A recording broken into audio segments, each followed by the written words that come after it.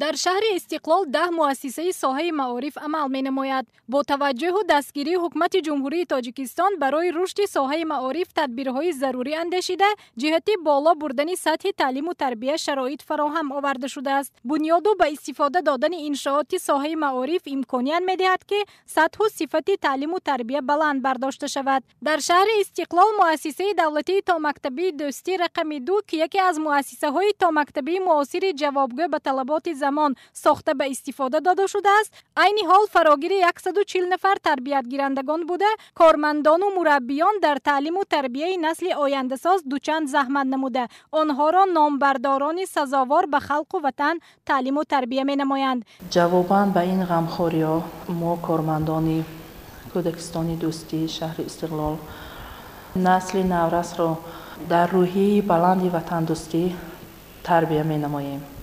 نشان دهنده های ساحه در 3 ماهه اول سال 2024 ثابت می نماید که خوانندگان مؤسسه های تعلیمی برای از خود نمودن علم و دانش شوق و رغبت زیاد دارند، از جمله جهت عملی گردیدن برنامه 20 ساله آموزش و رشد فنهای طبیعت شناسی دقیق و ریاضی در ساحه علم و معارف و برنامه دولتی تکمیل تعلیم و آموزش زبانهای روسی و انگلیسی در جمهوری تاجیکستان برای دوره تا سال 2030 کوشش به خرج می‌دهند و سویه تعلیم و دانش خوانندگان را بلند برداشته آنها را به زباندانی، علم آموزی و خودشناسی و خودآگاهی ملی راهنمایی می‌نمایند.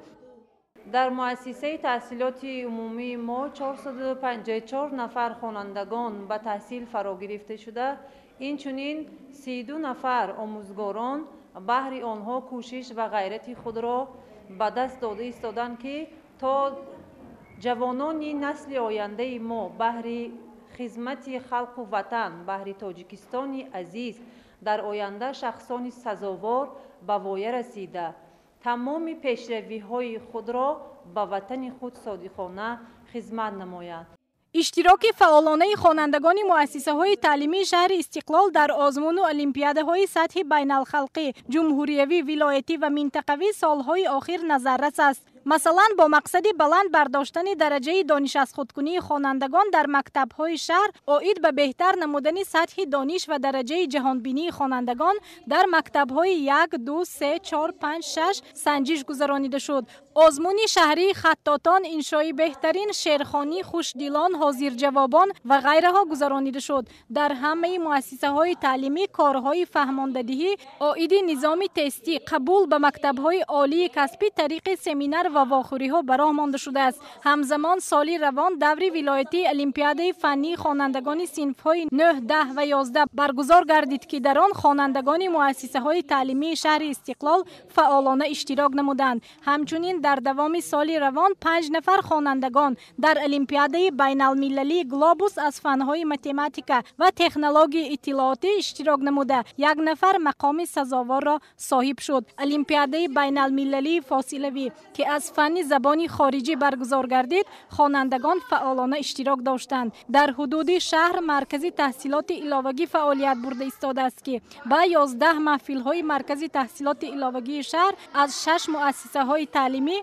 238 نفر خوانندگان خواهشمند به تعلیم و کسب و هنر آموزی فرا گرفته شدند. یکی از مسئله های مهم ساحه معارف در جمهوری تاجیکستان تامین نمودن ساحه با کادرها می باشد که شعبه معارف شهر استقلال به این مسئله دقت جدی می دهد. کارمندان و جامعه های آموزگاری، مؤسسه های تحصیلات میانه عمومی و تا مکتبی شهر استقلال با روح بلندی و جانبداری از سیاست معارف پرورانه پرزیدنت جمهوری تاجیکستان محترم امامعلی رحمان بهر بهتر نمودن سطح و صفت تعلیم و تربیت در همه نظام ساحه معارف سعی و کوشش نموده تلاش بران می‌ورزند که نسل نورس خوشبخت زمان در روحیه وطن دوستی و میهن پرستی و افتخار ملی به کمال رسند. مورد به ذکر است که بهر بلند برداشتن صفت تعلیم و تربیت در مؤسسه ها با اشتراک مسئولین، والدین و خوانندگان واخوری و چاره‌بینی ها گذرانیده می شود. مثلا طبق نقشه مشترک ساختارهای داخلدار شهر استقلال در سمت رشد اجتماعی و رابطه با جامعه با آموزگاران، خوانندگان و والدین آنها بخشیده به اعلان گردیدن سال 2024 همچون سال معرفتی حقوقی واخوری دایر گردید. در واخوری از جانب مسئولین درباره سال معرفتی حقوقی، تربیه و تندرستی شهروندان، توجه و دستگیری حکومت جمهوری تاجیکستان در سمت تطبیق با ثمر سیاست دولتی جوانان، پیشگیری جوانان از شامل شوی حزب و حرکت‌های تروریستی اکستریمیستی، استفاده درست تلفن‌های موبیلی، شبکه‌های اینترنتی، آموزش علم‌های معاصر و تکنولوژی‌های زمانوی، اشتراک در آزمون‌های جمهوریوی و دیگر مسائل‌های مبرم رس صحبت گذرانیده شد.